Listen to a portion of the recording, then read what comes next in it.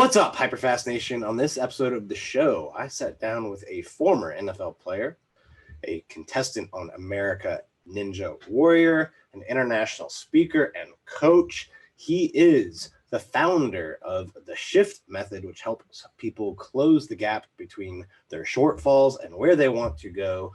Welcome to the show, Anthony Trucks.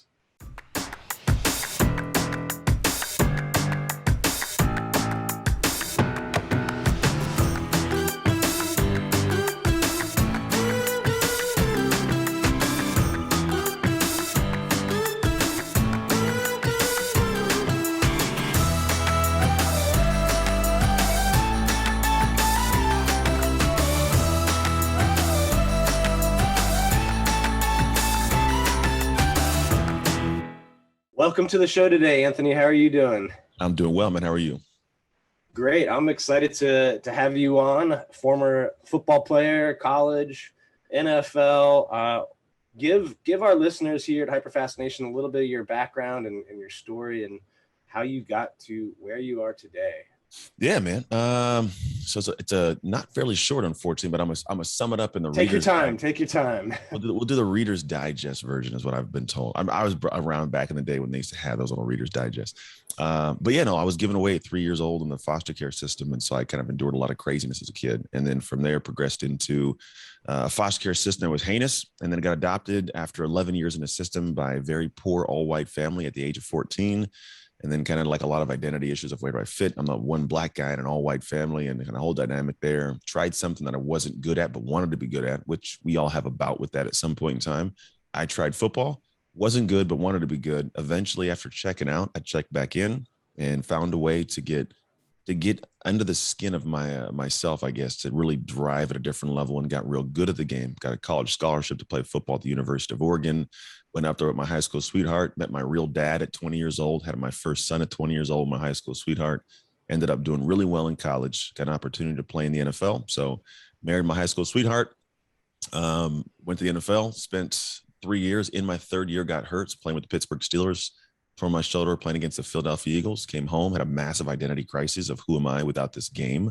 And the walls came tumbling down, man. At this point, I had a mom that had been diagnosed with MS at 14 back when I had been adopted. I had my son who's now like 4.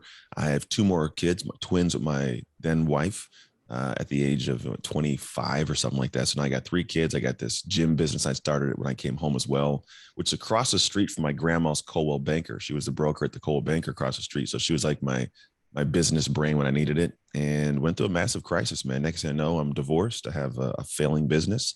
I'm not a good father. I'm out of shape, and was legit like suicidal. Like, this thing sucks after football. Was living in a 500 square foot studio apartment, trying to keep my gym business alive. Fought to keep it alive, but I was just like by the skin of my teeth for years. And then at a point in time, my mom passed away in 2014. And I kind of woke back up, we'll call it. I was like, this is not a life that I want to live. I'm not going in the direction that's going to end positive.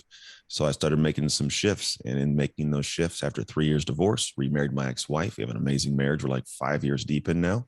I have a business that thrives, and I get to go and serve the world at a high level and teach them essentially the things that I navigated accidentally, but then learned about the psychology, the neuroscience behind the scenes to actually make it a process that's duplicatable. And I get to the point where now I'm blessed to be able to go and teach people about the vehicle that helped me eliminate the guilt that I had, the shame I had, the inability to make money, all that fun stuff that's not so fun.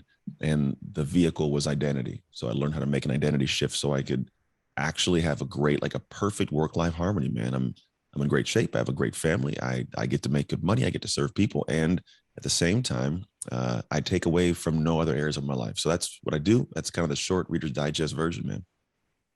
No, I appreciate that. I remember those Reader's Digest, by the way. Itty bitty ones. My grandma still has them. Well, my wife's grandma still has them in the bathroom, man. They're so old, but they're there.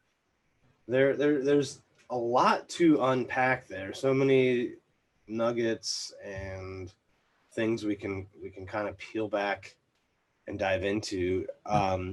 Prior to going to Oregon, though, was home for you in Oregon as well? No.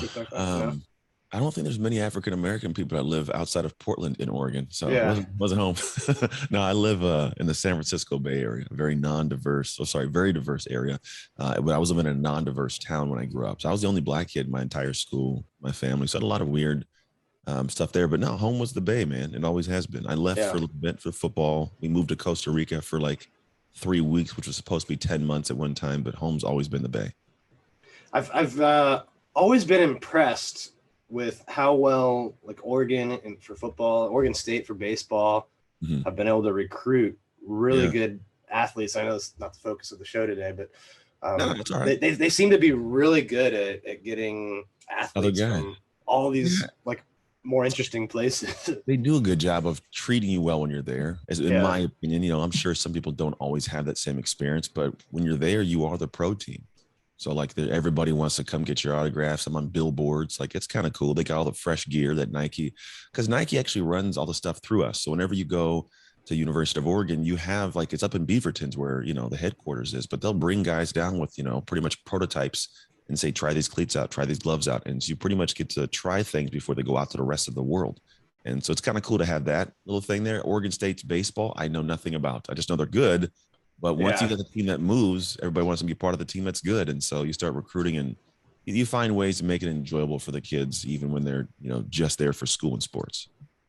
Well, aside from that, it seems like you played football, high school, college, pro. That's like over a decade. I'm assuming when you add all of those up. Yeah.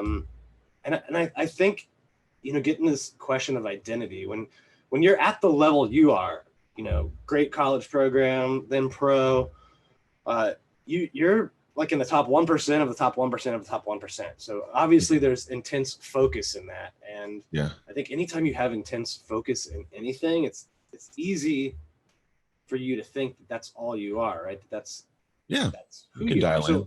So how is that when that's taken away from you at that point? Yeah, well, what's tough when it's taken away, but building into it isn't easy. So I think the way most people perceive is like, so you go from being the best in high school and you go to college and you think you're the man, and you don't.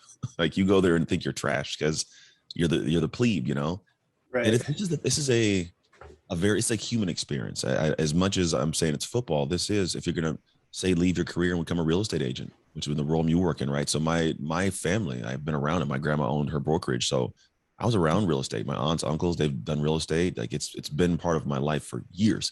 So I've watched it, and there's a journey. There's a journey of, this is not who I am, but now I have to go out and sell myself and make it look nice and communicate and emails. And there's a lot that goes in. And if you don't feel like it's who you are to do those things, then you don't do those things. And any effort you do give falls on deaf ears, and you spend time, make no money, lose the sale, feel less than. Same in football.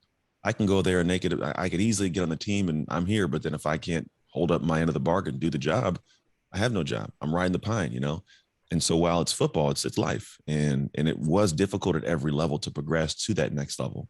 Any level we aspire to go to, it's very difficult because you're not currently there. You question if you should be there.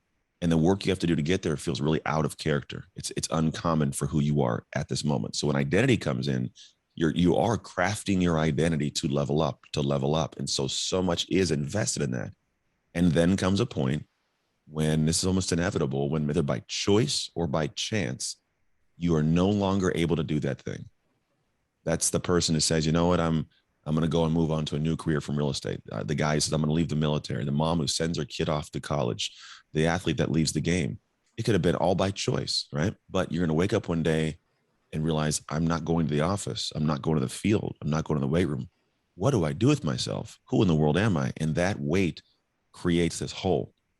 There's a great book by Viktor Frankl. It calls it the existential vacuum. And we try and plug that hole with the wrong things. You see people drink it away, smoke it away, drug it away, sex it away, a lot of different things that aren't good. And we'll be actively functioning with a horrible internal for years, no matter what we're doing. So for me, when that took place, man, I was in this funky place of, I wasn't the football guy, but I didn't have the tools to navigate it, to manage it. So all of a sudden life came tumbling down, man. I was showing up poorly in every area of my life because I'd lost the one part that was the keystone. What do you think a person needs to successfully go through a change in their identity or to level up when you know, they get to the next stage and they don't stand out as much as they used to.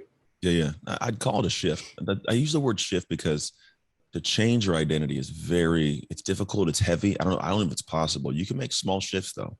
Because if you think about it, like a small shift in trajectory will change the entire end destination of a plane trip from here to Florida, you know, California to Florida. Small little adjustments, different destination. But the way that I look at it is a lot of us, when we lose that one piece, we've lost that piece. That piece affects everything, right? So I look at it like we are all like the fruit of our labor, right? Football was the fruit of my labor. For somebody, it might be nothing related to their career. It could have been the fruit of their labor was the marriage they were in.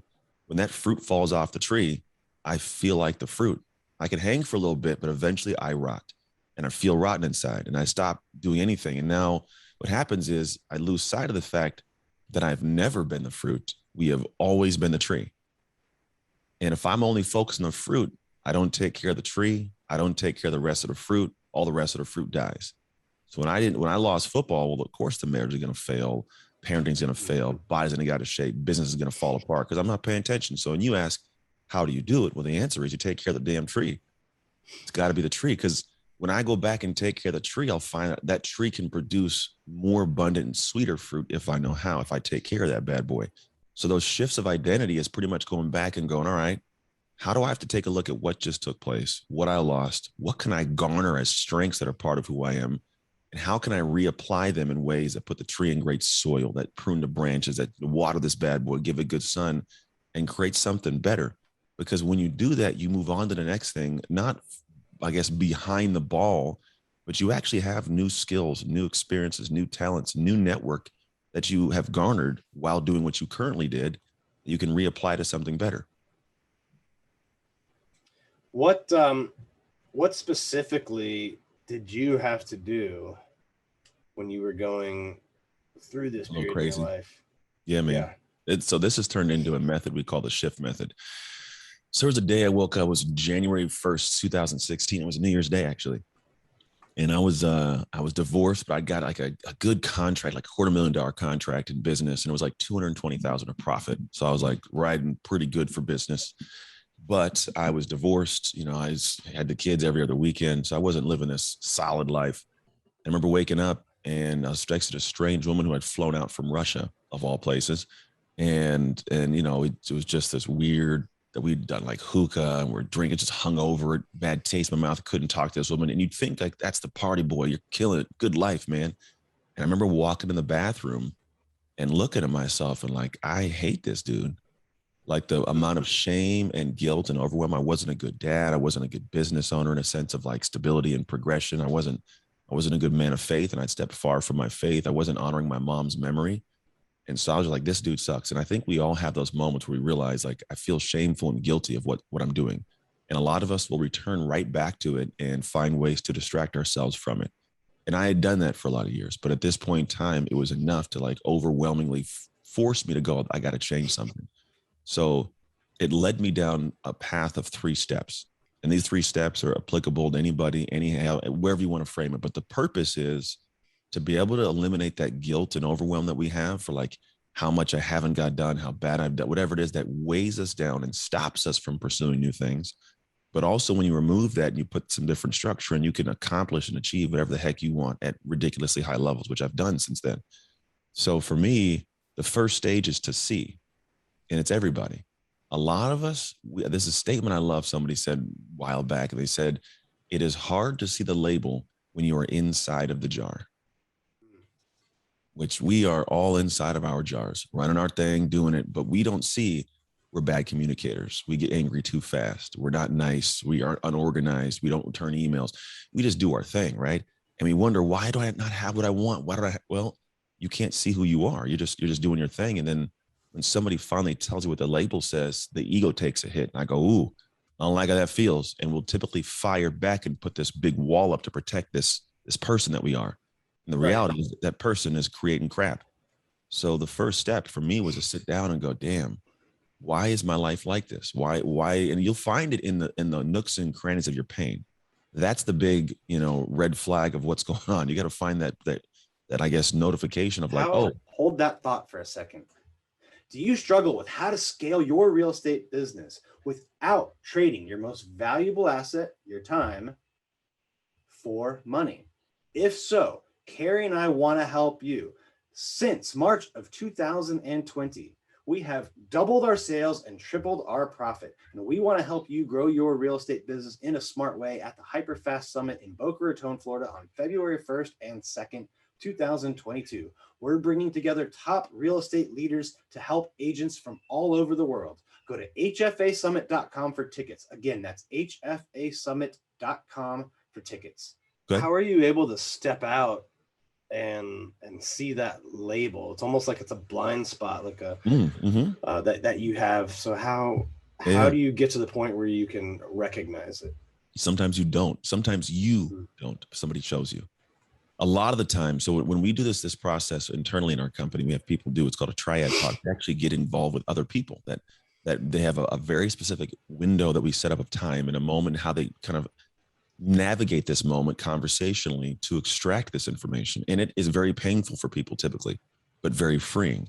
And so what we're doing is we're trying to find out what are the things going on in your life that are big, that you feel like your marriage is falling apart. You're in bad shape. You can't seem to make the money. We notice the problem. We just don't know why it's the problem. Somebody knows. Usually there's people close to us that see it. They tell us and we go, leave me alone. You're just a hater. You don't like no. Sometimes they're telling you what you need to hear, but it may not be what you want to hear. So you label them as somebody that's not for you, right? They're not your supporter. It's not the case. They might be the best supporter for you. So typically what I do is if I can't see it, if I'm looking and I can't be honest, like for me, I had to, back in that day, I started with being very honest with myself. Why did my marriage fail? Why was I not a present father? Why was the business not doing well? And I did a pretty good job, I think, of getting real personal, because I think we do know internally, but then there's things I didn't see. And I poked my best friends, conversation with my ex-wife. I asked some people that had no problem telling me what I didn't want to hear. And in doing so, you're given this list of areas that you can improve. Now, Dan, it doesn't mean you have to do them all. Sometimes you may get a list of stuff and go, you know what, I don't feel like dealing with that. I'm just who I am. That's who I am right now. I'm gonna stay like that, right? But there are some things you go, oh, yeah, that's something that's probably a big hindrance. And at that moment, if you do it properly, you go to the next stage and you start actually owning that you got to work on this and you start creating a plan to address that. I call it a shift plan. But that first stage is you've actually got to take a look and see what in the world's going on. Because until you do that, you could do a bunch of work, get drained, get burned out, burn through your money, and still have no progress. Yeah, I agree. I think if you don't have if you're not working on the right things, you can be working really hard and not getting the results. And like you said, feeling burnt out. 100%. What's the next? I think you mentioned it's kind of a 3-step process. What's the next? Oh, the next one. Yeah, it's shift. So once you've seen what you need to do, like we'll call it the holes, the placement of holes in your bucket that need to be patched in these specific locations, right? Now you have to say, well, how do I patch them? Because some people will see the holes and go, I don't feel like patching it. I'm just going to keep leaking out. That's who I am. And they do. And then they run this weird life of cyclical pain. It's the oddest thing, but some people do it. Smart people, successful people go, all right, I'm going to work on that. It might mean I have to pull my ego back for a moment, give myself permission to improve, but I will. But in this area, I call it the shift stage. So see, and then shift. There's a couple things you do in the shift stage. The first stage, first part of this is you have to go and say, who is the kind of person that has what I want? I think a lot of people go, what should I do? And the problem when you ask, what should I do? Is you actually will only go to the level of what you believe you can do. You don't think outside the box. You actually you sometimes don't even pursue the things that really will change it because you don't think it's who you are. So when you stay internal, you're doing yourself a disservice. People go, what will my best self do? You don't even know your best self. You have no connection to it. In fact, there was a study done by UCLA that found that when they asked people about, somebody you love, someone you know, a part of their brain lit up that said love. But if they asked you about your future self, stranger would light up in the brain. We don't even connect to that person. Yeah, Merrill Lynch took this information and found a way to utilize it in a way that had people increase their investment in future, like themselves, by 40%. So we don't even see this future self. So the biggest thing is ask the question, Who is a person that has what I want? And then what you do is you start creating a plan around what that person would do. Because what happens in these moments, it's moments. It's not the plan right now. It doesn't matter what I think right now. Me and you could have an amazing plan. It doesn't matter till we show up to that moment. Do we execute the plan? And what I tell people is in that moment, you have to ask yourself this question. When it feels hard, feels heavy, the question is, what would the person who has everything that I want do right now? So this is the way for you to connect to your future self, because it's somewhat, I guess it's just so inconceivable for you to think of what you'll need to be 5-10 years. hard. So you're kind of picking other examples of people that have gotten there, and that helps bridge this gap. Because your future self, I mean, seriously, we have a disconnect. Like if you ask me who's my future self, I started thinking of it's like a Disney character in my head. I don't know. It's like, it's all good and graceful because the future, everything's special in the future, but it's not. And it's hardship. And that's why I look at I used to frame the question also in a sense. I would say, if your hero was to follow you around for a day, what would they say? Because when you take it out of you and you put it in a box of somebody else, we'll call it, we can actually, like, I'm sure you have a best friend. And if I asked you, hey, Dan, what would your best friend do if, I don't know, all of a sudden there's $100 bill on the ground? You could probably tell me what he'd do. He'd be like, he'll take it and put his pocket, or like, he'll give it back. But what a person, now you may not do the same thing, but you know what that person would do, whether or not it's going to be so whenever I go and say the person who has what you want, well, you're going to know what that person would do. And the question is whether or not you do it.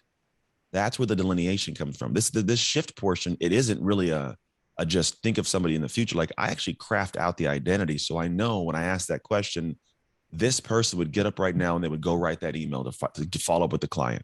This person right now would get up out of bed. They would do their workout. I don't want to do it, but that's that person. I'm gonna go do that. Right. And then once you have that kind of list of like, we'll call it a framing. It's actually a framework of who that person is. Now the shift plan is like, what is your plan to put into action? Because we can go to the next step. Some people know what they got to do. They make a good plan. They don't execute the plan.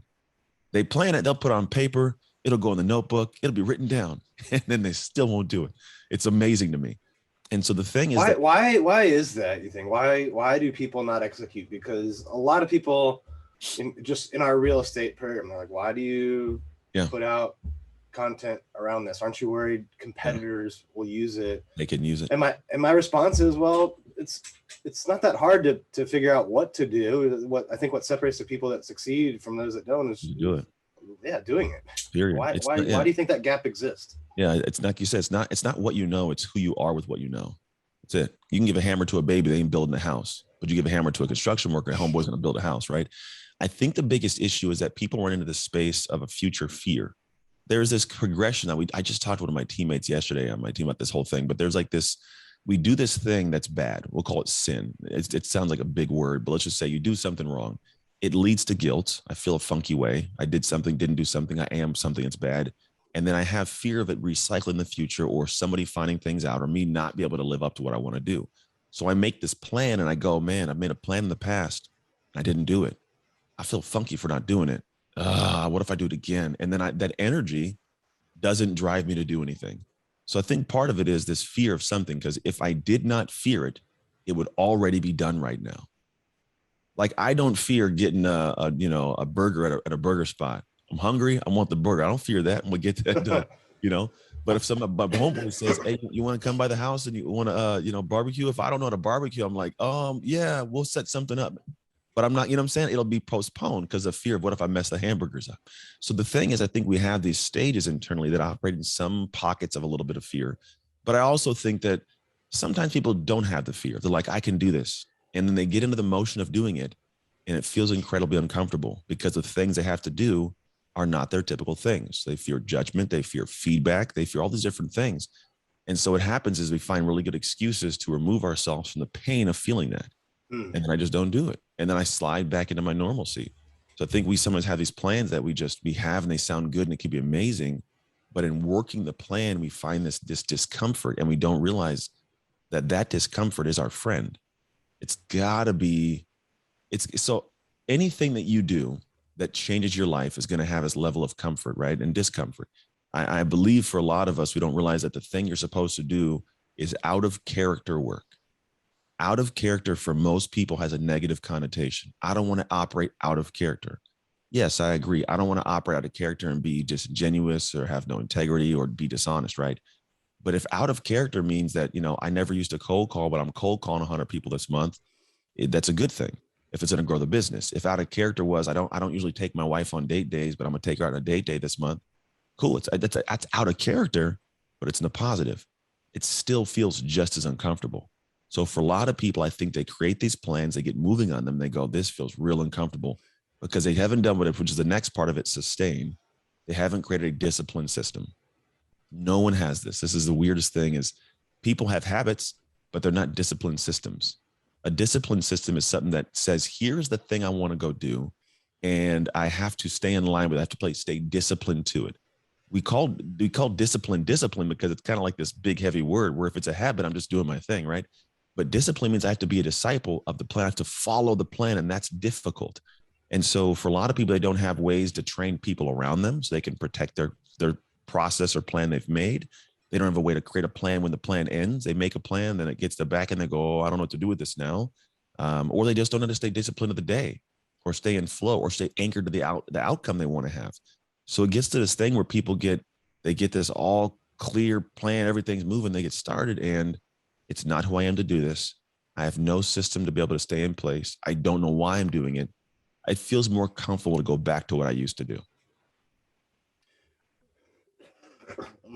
When was the moment in your life when you felt you had the most fear around doing what you already knew you had to do, to get ahead, to get to the next level? Mm-hmm. When was that moment, and how did you get through that fear? That's a good question.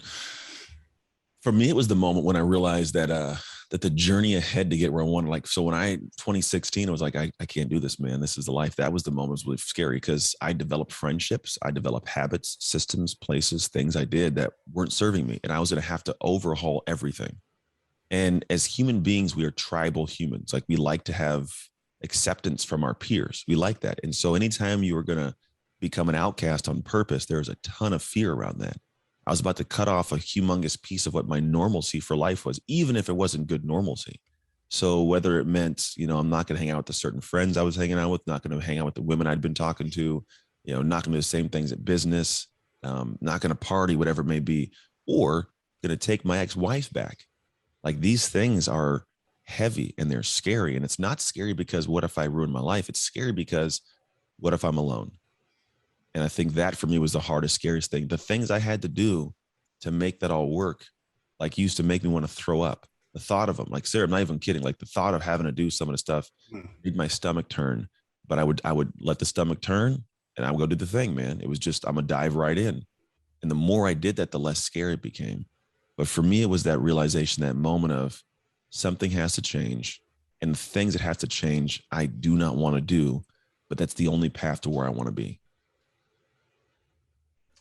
I've been a big fan of Tony Robbins. I don't know if you've ever, I've shared a stage with him. Have you really? Recently, actually, in Florida. The only thing was he spoke on day 5 in person. I was there day 1, so I left and didn't get to actually shake his hand and meet him. But I have friends that are friends with him. Like I'm 1 degree away from him. That's awesome. One of the things that I've always taken away that he says is that the amount of success you'll have in life is proportional to the amount of discomfort you can get comfortable with. Yeah. So yeah, I agree. That really connected with me, hearing you talk about pushing through the fear and getting out of character, right? Yeah. Because like you said, it's easy to assume getting out of character might mean you're doing something bad, but on the flip side of it, this feels bad. It can mean getting out of what you normally do, which will obviously feel uncomfortable at first, but the more you can do that, the more you will learn and grow. Yeah, that's the only thing. And when you can get into an addiction to that, so think about it. It's kind of like the person who works out and they can't miss a workout. I've been this guy. I'm not as much this guy as I used to be, but there are people who, like, the thought of working out is like, oh my, hell no, my body's going to hurt. I'm going to be puking the throat up. I breathe hard. My muscles are going to burn, all that. There's pain, physical and mental and emotional, right? But there are some people who are addicted to that. Like they can't not, that the burn is insatiable. It's palpable to them. I get it. It's the same thing for life, man. The things you have to do to grow are going to be uncomfortable. It's the same thing, like metaphorically, like Tony said. It's, can you handle that pain? That's disproportionate. Your level of strength proportion to how much pain you can handle with a weight that's too heavy, and when it burns, that will help you grow. So it's just a merging over that exact same thing for a concept in life. Hey, hold that thought. Do you want to get 100 tips for free from my best-selling real estate book, The Hyperlocal HyperFast Real Estate Agent? If you do, go to hyperfasttips.com and you can download 100 of my best tips today. Again, that's hyperfasttips.com. You can download 100 tips on how to grow your business, get more clients, deliver more value to more people. Go to hyperfasttips.com.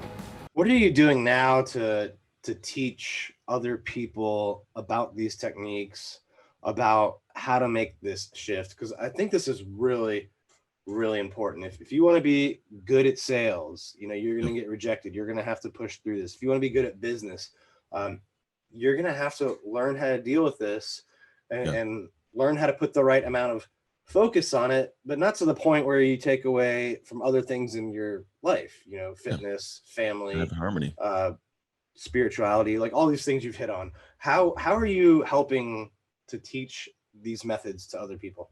Yeah. So the interesting thing is, I don't think we need to have a lot more, we'll call it methods for skill sets and stuff. I think we have a lot of them. The majority of people, if I asked right now, do you know what you should do in sales? Do you know what you should do in structuring up your business for automation? Do you know what you should do for follow-up? They'll be like, yeah, I know what I should do. Then I'll ask, are you doing it? No. Why not? I don't know. And so a lot of it is, we don't have an issue with the information or what to do. If anything, nowadays, there is an oversight of information. There is too much overload. We'll call it too. There's just too much information and not enough people doing it. And so what I end up doing is going in and saying, okay, let's figure out, how do you become the person who goes from right now where it's hard to do that thing to where it's hard not to do that thing? That's a vast switch, because to say that thing has to be done for you to make money, and we all know it. For some people, it's like pulling teeth to get it done. For some people, they do it, and if they don't do it, they feel weird going to sleep at night. And so what I do is, I do it in speeches, I do it in podcasts, but really we do it in our coaching programs, and we help people go through this method. The whole purpose of the method is, everything you just talked about creates a little pocket of this guilt. Like, I feel guilty for not making the money I should this month. And I know I should have made that. I feel guilty for working all these hours and not spending time with my family and not going to that baseball game. I feel guilty for being at the baseball game on my cell phone or thinking about work. It's just, it compiles and it spins up, and people, they don't understand that anytime you're in that weird space, you're not giving full energy to anything that you're trying to grow. You're just balancing and maintaining this weird, funky place. And so when I go in, I teach people how to pull that apart, plan it, focus on it differently, and then structure in this amazing plan that when they start working it, not only will it feel uncomfortable, but it'll be the thing that at the end of the day, where it was hard to do it first, it becomes hard not to do that process, not to operate in that way, not to say those things. Not like, for me, it's weird to not be able to shut work off. I used to never be able to take work out of my head. It would always be in there. I'd be up in the middle of the night thinking. And now it's like, I shut it off and walk away. And I'm like, man, it's so weird. I used to never be able to do this, but it's who I am now, to turn it off so I can be present with the family. And that's something that we put into a process to build into. Most people will assume I can do it by sheer willpower. And then they don't. And that's, well, willpower ain't working, man. You need a process, you need a plan. I tell them it needs to be a skill set that I call visioneering. Engineering a vision, engineering an identity to shift into, and engineering a path to get there. That takes process and people. So these two simple things. It sounds simple, and it is simple, but it's hard to do. It's a skill set of, how do I know, like, skillfully, how to get rid of the wrong people, how to find the right people, how to get the right people into my coalition, and then get community and get coaching. Like, I need people around this. And then some people are like, I got the right people, I'm a network all day, but then they have no process to follow. A lot of cheering and celebration, but then have no process in the background. So I'm just winging it. That's why you need to have a process. And we use the shift method that is created in a way to not just shift the identity, but to accomplish really cool goals. Because I got to accomplish something to have proof of who I've now shifted into as an identity. So my goal is, let me get you to achieve something real cool. Let me get you to make more money. Let me get you to have a better body. Let me get you to have a better relationship. All of this stuff. While you do that, you're going to feel like the person deserves that. And that takes a process to follow. And so when we give you people and process, it changes the game. So we do that in our coaching programs, but it's really that simple. You need people, you need process, and you need to have the skill set of applying both. Yeah, I like that one statement about willpower not working. I think it's rare that you do it on willpower alone. You need the right environment, the right systems, like you said. And there's actually a really good book out there called it's called Willpower Won't Work. Yeah, I've heard of it. I haven't read it yet, but I've heard of it. But yeah, he talks a lot about environment and processes, and that, you know, if you really want to do something well or achieve something, you got to get around people that are doing that and know how to do it, and that's really the key. So I think, you know, connecting with people like you that have been through this and created this whole program around it, it's vital. Yeah, it is huge. I mean, and I think that the thing is, getting around the right people is big. And you can be around people that are doing things, but I think you're the average of the expectations of the people you're around, not just the people. It's one piece of it. If my expectation is to do dumb stuff, but I'm making the money that you want, then I'm not the person to be around, right? You need to be around the person that wants to do good things, make more money. That's the aspiration, the expectation. So when you're around, it elevates you. But I think one of the most important pieces is people are trying to get around other humans that inspire them. And I want to be around you. But then they don't realize that the reason these people are where they are is not simply because of humans, but they are operating with an identity in a very functional process for their life that allows them to do the things that you are struggling to do with ease. Like, that's the thing. The things that I do every day, people go, hey, how in the world do you have a marriage where you have time with your wife and you're with the kids and you're traveling for speeches and you're still coaching clients, you run your company? How do you do it all? I'm like, I got a really, really good system. I have a process that allows me to have everything in place. And it's not rigid. I watch a lot of TV shows. I hang out and watch movies. Bro, I'll cut the day in the middle of the day, sit down and watch a show and eat popcorn in my office. Like, I'm dead, but I'm still ahead of the game. It's because of the way that I break everything down. I'm not going to show you now, but I take things down to like how they get planned to go into my planner, and then how I operate and complete the plan. That's the magic to it. If you can figure that out and make sure the things you're putting in there are complementing the life you want to live and the business you want to build, and they got a sweet harmony to it, well, it's like listening to your favorite song every day. Do you have a certain way you organize your morning or your night, or any kind of methods there to get clarity on what you actually need to accomplish in a certain day and what maybe is not that important? Yeah, it's a longer deep talk. We actually, this is one of the modules, like the last module in our coaching, because we go through all the thinking stuff, and then I'm a tactical guy, right? I'm a football guy. I need playbook, tell me what to do. I need to go run the route, kind of thing. So we boil this all down to like a few hours of training, but once you get it locked in and you do it, it gets you in that really good motion for rhythm and you create momentum. But I'll give you the kind of the synthesized down version. What it is you first have to figure out what really belongs in a plate and what doesn't. Most people don't do this. They just think everything they think has to be done. It's a problem. So understanding how to get the wrong things off the plate, the right things to stay on, then how to figure out what does your life need to look like? What are the life experience things? We have 10 that we look at. Like, where do these things go into where you're actually focused on really improving experience parts of your life, whether it's trips you take and friends you have, family or faith, whatever it is. And then now that you have these, you go into your planner and you start first plugging in your life. What do you want your life to look like? Wake up, go to sleep, eat, all this kind of stuff. And it sounds simple at first, and it actually is fairly simple. The hard part's the thinking before this. And then what you do is you start infusing based on how you've deconstructed your projects you choose to actually keep in. How do you deconstruct those and infuse them into your life to where now what you have is up to 4 to 6 weeks, your life done. And for me, my life is always done about 4 to 5 weeks out, but I cut my day off at 2:30 each day, get my kids, and I'm dad, right?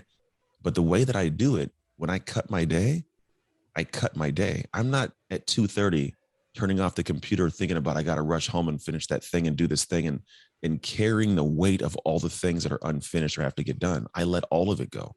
So I live in this really peaceful place at a high pace. So when I start work with people, the goal is, how do I get you to accomplish more? And we get you to accomplish more much faster with a high pace, but doing it all at peace. And that's the rhythm I get to stay in. And so That's what I get to go teach people. So I do have a very distinct process that has a morning routine, has evening routines, has all the stuff tied in. And at face value, it's very daunting. It's like opening a box of Legos going, holy crap, this is like 1,000-piece Lego, right? But then for me, it's like, no, here's the manual of how to put that together. So when it's done, you go, oh crap, I did that. And hopefully the pieces are in the little, bags for each section. That definitely helps. There, yeah. We always have them. I think that's the cool thing is when we start looking at the pieces, we've got them all. We know what to do. I rarely ever have to teach people things to do. We know what to do. You'll learn more along the way. Most of us just know what to do. So I'm not going in being this guy that's like, I know way more about how to do the thing. I have clients that run multi-million-dollar companies. I don't know what they're doing. I couldn't spend a day in their shoes, but I understand life structure and the identity that they're showing up with. And when I can go in and talk to them about the structure behind the scenes, the thing is, for example, when I work with people, my goal is not to teach you about every exercise. You ever had a personal trainer before? You ever hired somebody? Yeah. Yep. You ever had them try to explain the muscle groups and all the stuff, the biomechanics, and go like, all right, bro, sounds good, but do I do a squat? How many sets and reps, man? What do I got to do? Like, I don't need to know about the body and all this stuff right now. I'm trying to just get my workout in the next hour, right? So for me, having done the personal training thing, I realized like no one really cares about all the biomechanics and anatomy of the squat. They're just like, where should my knees be, bro? Tell me real quick. Let me get it done. So when I come in and work with people, I'm not trying to teach them about all the neuroscience and stuff. It's like, bro, just trust that the workout I put together is going to get you in shape. So I do that thinking so they can just show up, give me what they, how you do this? Okay, cool. Then we put it together and then just follow the workout plan. So for them, it's as easy as showing up, doing the thing, they rock and roll. That's how we get our work to get to the end. It's not a matter of having them learn what I know. It's having them apply what I know. I love it. Anthony, this has been amazing. I always like to end with a HyperFast round if you're ready for some rapid fire. I'm ready if you're ready, man. All right. What's your biggest piece of advice to a new real estate agent? Relationships, man. This is not a new one, but you got to establish. And establishing a relationship means that you should unsettle them with the fact that you haven't talked business. Just get to know them as people. And then not only that, continue the relationship. That person's going to sell a house a month, a year, at some point, probably like years from that, they may sell a house, buy another house. You want to be the first person they call. It's a long game. My family that did it was a long game. So they should have clients that come back or refer you because you give a Christmas present to every person you sold a house to every single year. Could be something simple, but do this. Like, you just follow up, ask how they're doing, pay attention. It's not that hard to create a database for it. You do that and you'll never, like 5 years in, you'll never struggle. You'll always have people coming back to you because they always remember you because you built and established and kept a relationship in place. What do you think's the biggest thing that successful people forget to do? They forget to sharpen the axe. I think whenever they're moving, they get used to a pace that they go at so fast, they never realize the pace is falling off till they burn out. So I'm really big on like taking time to sharpen the axe, which means go back, take a look at myself. You should not wait until everything falls apart to see if you should fix something. That's why we do maintenance checks for our cars, right? We don't wait till we're broken on the side of the road to start working on that thing. We want to make sure if something's going funny, let me fix it. Most of us wait till we've broken down on the side of the road, but you shouldn't do that.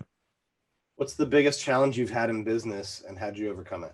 My ego was the biggest issue. I believe that, before I'm an NFL guy, I know what I'm doing. I'm not going to listen to these mere mortals who didn't play professional sports. And I had this massive ego, which hindered me from hearing the information I needed to hear to actually do things right and then give myself permission to improve. If you can remove the ego and admit where you need to get help and then do that, you'll find that you get everything else you want because people are happy to tell you what needs to be done. It's a matter of if you're happy to hear it. What do you do when you're not spending time on work? With my family, man. Yeah. I like see a sci-fi. I love all kind of TV shows, but I love like weird out of the box shows. Today I get to catch up on Foundation and Invasion on Apple TV, but I'm a TV movie buff, man. And I hang with the kids and sports. I train, I work out, I compete in little stuff too. So that's my thing, man. I'm an actor. Who's your favorite team? Oregon Ducks, dude. Yeah. I have no favorite pro team, but I'm a Duck. So that's my favorite team. It's alma mater. It's the only one I can root for, never feel bad about because they traded me or, cut me or something like that. All right. Last question. Where do you see yourself 10 years from now? 10 years from now, I am traveling with my wife to places where like the kids have to call to find out where I'm at. Whatever that looks like. And at the same time, I'm doing something that impacts the world through the work I've done. I might even be acting in a movie. Who knows? 10 years. Yeah, I'll probably be in a movie too. I don't know which one. Awesome. Well, Anthony, this has been amazing. Before we sign off, if people want to learn more about your programs, get your book, or just connect with you, how should they do that? Yeah, best place is to go to anthonytrucks.com, or if you follow me on Instagram at anthonytrucks. If you want to grab the book that released recently, you go to identityshiftbook.com. All right. Well, thank you so much for being on the show today, Anthony. And to all of our listeners and viewers, thanks for tuning in. Please leave us some feedback, give us some comments, and share this episode with people that you know would benefit from it. And everyone can benefit from the lessons we went over today. Thanks again. We'll see you next time. Thank you for tuning in to this episode of the HyperFast Show. Subscribe to us if you want to make sure you get the latest and greatest HyperFast shows. And remember, we love reviews. Reviews help us bring better and better guests and improve our shows. So give us the good, the bad, and the ugly. We hope you enjoyed the show, and we will see you next time.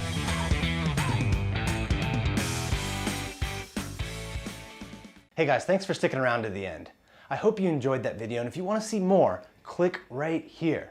And if you want 100 real estate tips from my best-selling book, click right here to download them instantly.